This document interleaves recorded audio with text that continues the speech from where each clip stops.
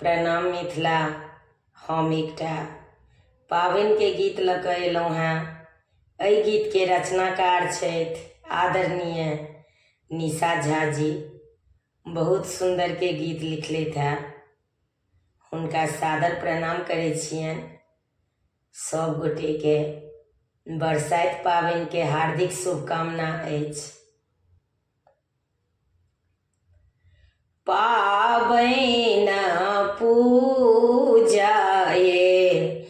चलली सुहबे, संग सखी दस पाँच हे, संग सखी दस पाँच हे, हाथ ने साजी बियन, माथ बोहनी ले लहे, माथ बोहनी ले लहे, पाबनि पूजा ये चलली सुहबे, संग सखी दस पाँच हे, हाथ ने साजी बियन, माथ बोहनी ले लहे, माथ बोहनी ले लहे, धिया के सासु भार पठेलानी, राचल दीप आही बात है, संग कानिया बर पठेलानी, करब आई बियाह है, धिया के सासु भार पठेलानी, राचल दीप आही बात है, संग कानिया बर पठेलानी, करब आई बियाह है, करब आई बियाह है, पाबनि पूजा ये चलली सुहबे, संग सखी दस पाँच हे, संग सखी दस पाँच हे, माटी के सरबा गौरी आराधल, चूटकी सिंदूर आचीन है, नव नव कानिया पाबनि पूजती,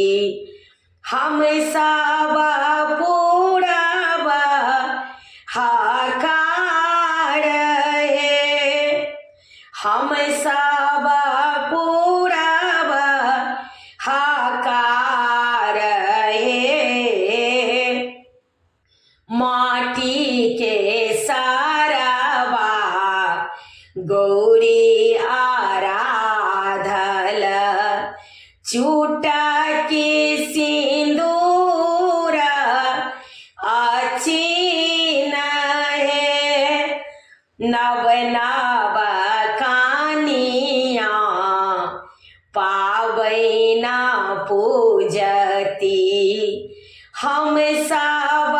पूरब हकार है हम सब